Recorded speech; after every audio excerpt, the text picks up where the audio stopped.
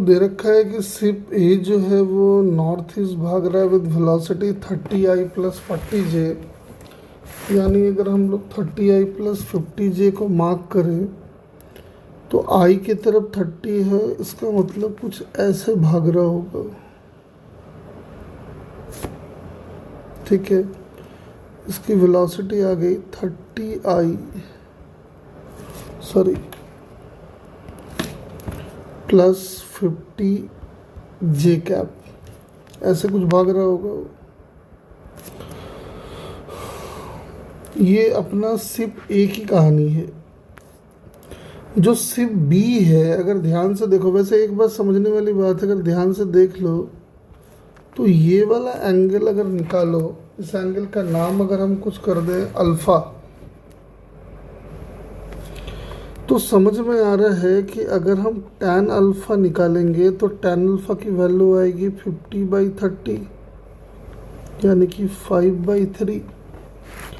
और B का location अगर देखो तो B कह रहा है कि ईस्ट की तरफ 80 है और नॉर्थ की तरफ 150 है। तो अगर उसका एंगल निकालें tan थीटा, तो समझ में आ रहा है कि जो tan थीटा की वैल्यू आएगी वो आएगी 150/80 यानी कि 15/8। तो समझ में आ रहा है कि थीटा की वैल्यू, चूँकि tan थीटा बड़ा है tan अल्फ़ा से, तो समझ में आ रहा है कि थीटा की वैल्यू भी बड़ी होगी अल्फ़ा से।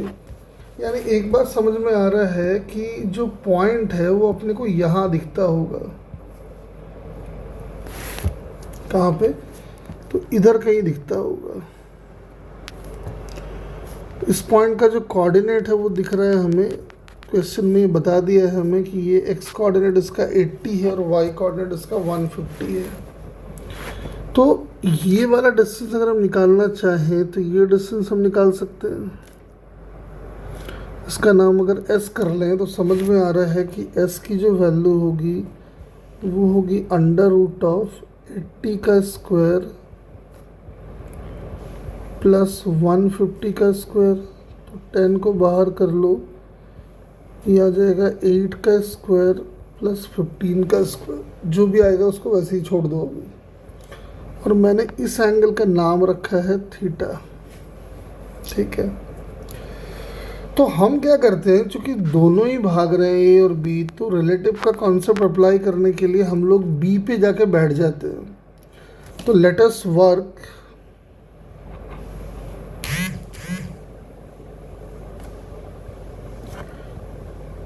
इन द फ्रेम ऑफ बी। क्योंकि आपको पता है कि रिलेटिव के जो कॉन्सेप्ट्स होते हैं उसमें दोनों भाग रहा है, उससे अच्छा है कि आप एक पे जाके बैठ जाओ तो वो अपेरेंटली रुक जाएगा और दूसरा भागता हुआ नजर आएगा। तो जब आप बी पे जाके बैठोगे तो कहानी कुछ ऐसा नजर आएगा।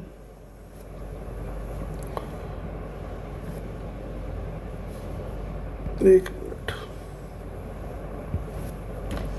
कुछ ऐसा नजर आएगा। देखो, ये अपना कोऑर्डिनेट एक्सिस तो है ही है,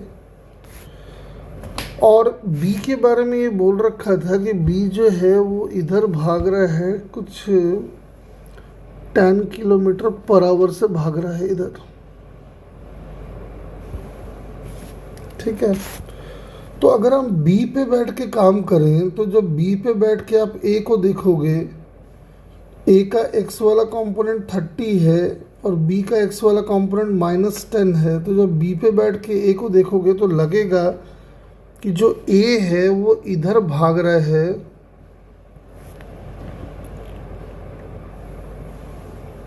कितनी वेलोसिटी से, तो इसका खुद का 30 और उसका 10, तो ये 40 हो जाएगा रिलेटिव वेलोसिटी। और साथ में इधर वाला वेलोसिटी तो वैसे का वैसे ही रहेगा। यानी अब सिनारियो कुछ ऐसा हो चला है। अब देखो, पहले 30 था और 50 था तो एंगल अल्फा था, अब एंगल और भी कम हो जाएगा, इधर कुछ आ जाएगा एंगल।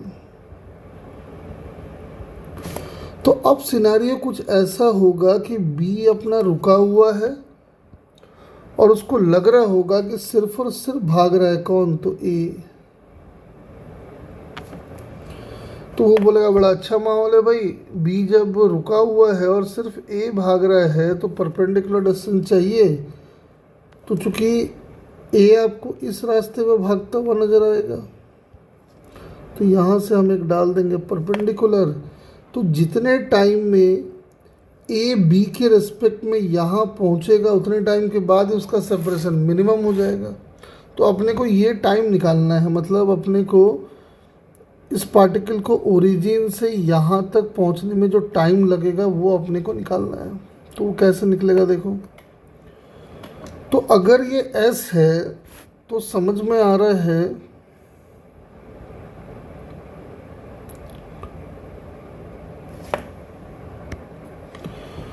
तो हम क्या कर रहे हैं, इस एंगल का नाम कर देते हैं बीटा और इस एंगल का नाम तो है ही थीटा। ठीक है, तो समझ में आ रहा है कि अगर time taken by A to reach या ओरिजिन से ए तक पहुंचने का जो टाइम होने वाला है वो होने वाला है ओरिजिन से ए तक का डिस्टेंस और डिवाइडेड बाय इस ओ ए के अलोंग वाली इसकी रिलेटिव वेलोसिटी। तो वी रेल में तो कोई दिक्कत है नहीं, क्योंकि वी रेल जो आ जाएगा वो आ जाएगा 40 का स्क्वायर प्लस 50 का स्क्वायर, यानी कि 10 और ये 25 और 16 41 हो जाएगा। इतने वेलोसिटी से भागता हुआ दिखेगा बी को, जो पार्टिकल ए है इतने से भाग रहा है। अब रहता है कि ओ ए कैसे आएगा, तो दिखाई पड़ रहा है कि जो ओ ए होगा that will be S cos theta minus beta. ठीक है, और एस अगर निकाल के देखें हम लोग तो एस आ जाएगा 10 अंडर रूट ऑफ 8 का स्क्वायर प्लस 15 का स्क्वायर। जो भी होगा उसको वैसे ही छोड़ दो अभी। हाँ, एक बात दिखाई पड़ रहा है कि जो tan बीटा है, tan beta is 5/4 and tan theta is 150/80 आ रहा है ना, यानी 15/8 हो जाएगा tan थीटा। अब क्या करना है देखो, अब cos थीटा माइनस अल्फा भी निकालना है अपने को, तो यहाँ लिख दो। तो इसको कर देंगे cos A cos B sin A sin B। Values ला के पुट करना स्टार्ट करते हैं। तो ये आ जाएगा 8 का स्क्वायर प्लस 15 का स्क्वायर। जहाँ जहाँ cos थीटा आ रहा है उसको भी ट्रायंगल बना लो एक छोटा सा। तो ये 5 ये 4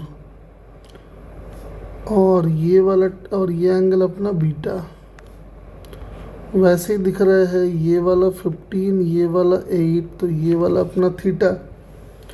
तो cos थीटा अगर लिखेंगे तो दिख रहा है कि जो cos थीटा आएगा ट्रायंगल से वो आएगा 8/√15 का स्क्वायर प्लस 8 का स्क्वायर। cos बीटा अगर निकालेंगे तो आ जाएगा 4/√4 का स्क्वायर प्लस 5 का स्क्वायर, तो वो √41 हो जाता है। साइन थीटा अगर निकालेंगे तो साइन थीटा आ जाएगा 15/√15 का स्क्वायर प्लस 8 का स्क्वायर। और साइन बीटा अगर निकालेंगे तो साइन बीटा आ जाएगा 5/√41। तो ये डिस्टेंस निकाल रहे हैं ना, तो क्या क्या आ जाएगा देख। 10 तो है ही और इसमें ये और ये कॉमन आ जाएगा तो ये कैंसिल आउट हो जाएगा। तो 10 रह गया है और √41 भी कॉमन ले लो। तो यहाँ से आ जाएगा 32 और यहाँ से आ जाएगा 75, यानी ये 107 हो गया। यानी 10/√41 इंटू 107, यानी जो रिक्वायर्ड टाइम होगा फॉर द मिनिमम डिस्टेंस वो हो जाएगा ओ ए का मतलब हो गया 10 into 107 by under root of 41 and divided by V rel. तो वी रेल हो जाना है अपना, वी रेल हो जाएगा 40 का स्क्वायर प्लस 50 का स्क्वायर, तो 10 कॉमन ले लो तो आ जाएगा 4 का स्क्वायर प्लस 5 का स्क्वायर, मतलब ये रूट 41 ही हो गया। इसको तो काट लो, तो ये आ जाएगा 107 बाई 41। तो इसकी वैल्यू नियरली आ जाएगा 2.6 आवर्स आ जाएगा। आई होप आपको ये सॉल्यूशन समझ में आया होगा।